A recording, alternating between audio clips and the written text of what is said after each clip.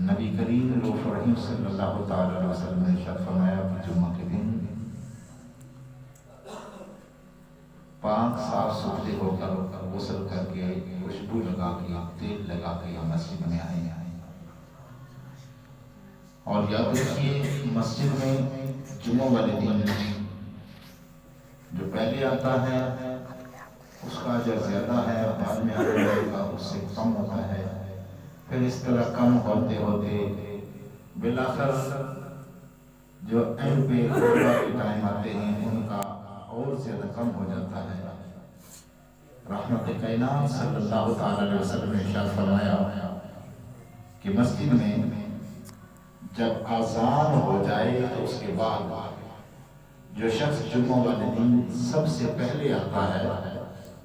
اس کا درجہ اور اس کا مقام یہ ہے کہ اللہ اس کو کتنا اجر عطا فرماتا ہے۔ حضور علیہ السلام فرماتے ہیں کہ پہلے آنے والے کو اجر دیا جاتا ہے گویا اس نے کعبۃ اللہ میں قربانی کے لیے اونٹ بھیجا، اور حضور فرماتے ہیں کہ فرشتے مسجد کے دروازے پہ کھڑے ہو جاتے ہیں اور مسجد میں آنے والوں کی حاضری کو لکھنا شروع کر دیتے ہیں۔ مسجد میں جو احباب آ رہے ہوتے ہیں فرشتے اپنے قلم کاغذ لے کر اور آنے والوں کی حاضری لکھتے ہیں، اور جو شخص پہلے آتا ہے آقا کریم فرماتے ہیں کہ گویا اس نے کعبۃ اللہ میں قربانی کے لیے اونٹ بھیجا۔ پھر جو اس کے بعد آتا ہے حضور فرماتے ہیں اس کو اتنا اجر دیا جاتا ہے کہ گویا اس نے کعبۃ اللہ میں قربانی کے لیے گائے بھیجی۔ پھر اس کے بعد آنے والے کا اجر دمبے کی برابر ہے کہ اس نے دمبا قربانی کے لیے بھیجا۔ اس کے بعد آنے والا جو ہے اس کو مرغی کعبۃ اللہ میں قربانی کرنے کا اجر عطا کیا جاتا ہے۔ پھر اس کے بعد آنے والا گویا اس نے انڈا صدقہ کیا۔ میرے محبوب کے غلاموں کی حضور فرماتے ہیں پھر جب امام خطبہ شروع کر دیتا ہے ہوتا تو اس طرح ہے مساجد میں کہ اہل محلہ مسجد میں آنے والے احباب اس انتظار میں ہوتے ہیں کہ کب خطبہ شروع ہو اور ہم گھر سے نکلے اور مسجد میں پہنچے تو بس امام کے ساتھ تکبیر تحریمہ کہہ کے نماز پڑھی اور سلام پھیرتے ہی ہم لوٹ کے گھر کو آ جائیں، اپنے کام کاج کے لیے کاروبار کے لیے نکل جائے۔ لیکن میرے محبوب کے غلاموں حضور رحمت کائنات علیہ السلام فرماتے ہیں کہ پھر جب امام خطبہ کے لیے کھڑا ہوتا ہے فرشتے اپنے قلم کاغذ بند کر دیتے ہیں، لکھنے والا نظام بند کر دیتے ہیں، پھر فرشتے کھڑے ہو جاتے ہیں خطبہ سننے میں۔ اور جس وقت حضور نے فرمایا خطبہ سننے کے لیے فرشتے کھڑے ہو جاتے ہیں، ہمارا عمل یہ ہے کہ جب فرشتے خطبہ سننے کے لیے کھڑے ہو جاتے ہیں اپنے رجسٹر بند کر دیتے ہیں، ہم اس وقت گھر سے چلتے ہیں جمعہ پڑھنے کے لیے۔ تو میرے محبوب کے غلاموں جمعہ کے دن نماز کے لیے ہمیں پہلے پھر یہاں ایک مسئلہ عرض کیے دیتا ہوں، پھر ہم آتے ہیں آخر میں خطبہ کے وقت آتے ہیں تو پھر آنے کا انداز کیا ہوتا ہے، آئے اور جلدی جلدی آئے، پھر ہم نہیں دیکھتے کہ آگے صف میں جگہ ہے یا نہیں ہے،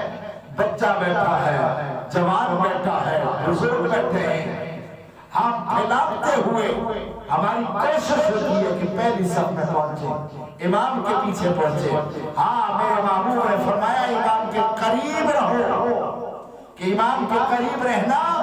تمہیں جنت میں بھی قریب کر دے گا، اور امام سے دور رہو گے جنت میں تو جاؤ گے، جنت ضرور ملے گی لیکن درجہ اتنا ہی دور ہوگا کہ جتنا جمعہ کے دن جمعہ کی نماز خطبہ میں امام سے جتنا دور ہوگے درجہ اتنا دور ہوگا، لیکن لیکن اس کا یہ ہرگز مطلب نہیں کہ ہم آئے تو آخر میں اور قرب حاصل کریں امام کا اور سب پھیلانتے ہوئے لوگوں کو کچلتے ہوئے آگے آ جائیں، ایسا ہرگز نہیں، بلکہ کسی کو تکلیف نہیں دینی۔ آنا ہے تو پہلے آنا ہے، اگر پہلے نہیں آئے تو پھر بعد میں آئے ہیں تو جہاں جگہ میسر ہے وہاں بیٹھ جائے، پھر قربت کی ضرورت نہیں ہے۔ قربت چاہیے تو پھر آئے بھی پہلے، قریب ہو کر بیٹھے۔ اور یہاں میرے اسٹوڈنٹ نے ایک سوال کیا ہے، چلو میں ساتھ تھا خیال کل کا، لیکن چلو مختصر سا بھی بتا دیتا ہوں۔ ایک شریعت ہے، شریعت عالم کے لیے، مفتی کے لیے، حافظ کے لیے، پیر کے لیے، عام سادہ سے بندے کے لیے یکجا ایک جیسی ہے، برابر ہے۔ اگر امام مولوی چوری کرے تو اس کو بھی گناہ، اگر عام سا بندہ چوری کرے تو اس کو بھی گناہ، ایک جیسا ہے۔ ہاں یہ الگ بات ہے کہ اس کی ذمہ داری کچھ اور ہے، اس سے بعض کچھ زیادہ ہے، کیونکہ وہ ایک رول ماڈل ہے۔ جو مولوی جو ہوا، جاننے والا جو ہوا، لیکن گناہ برابر ہے۔ یہ نہیں کہ حافظ ہے، مولوی ہے، اس کو گناہ زیادہ ہوگا، عام سا بندہ ہے۔ کیونکہ ہمارے ہاں مشہور ہے کہ جی وہ تو یہ تو پڑھے لکھے ہیں نا جی، ان سے تو زیادہ پوچھا جائے گا۔ بھائی گناہ ایک جیسا ہے، مولوی نے کیا تو بھی گناہ ہے، چوری کی مولوی نے تو بھی گناہ ہے، عام بندے نے کی تو بھی گناہ ہے، سب کے لیے برابر ہے۔ لیکن طلباء جو ہیں دین کے طلباء، ان کے ساتھ شیاطین زیادہ ہوتے ہیں۔ ہاں یہ بات کرنے کی ہے، ان کے ساتھ شیاطین زیادہ ہوتے ہیں بنسبت عام لوگوں کے۔ وہ کیوں؟ اس لیے کہ یہ دین کے راستے پہ چل رہے ہوتے ہیں تو شیاطین ان کو روک رہے ہوتے ہیں تاکہ یہ دین کے راستے سے دور ہو جائیں، یہ دین پھیلانے والے نہ بنیں، اس مقام تک نہ پہنچیں کہ یہ جب دین سیکھ لیں گے تو پھر اور لوگوں کو یہ دین سکھائیں گے۔ اس لیے ان کے ساتھ زیادہ ہوتے ہیں، پھر ان سے شرارتیں زیادہ ہوتی ہیں، معاملات ہوتے ہیں، اور پھر ہم ان پر بہت زیادہ چڑھائی کر دیتے ہیں، تو جس کی وجہ سے یہ طلباء، یہ بچے یہ ڈسہارڈ ہو جاتے ہیں۔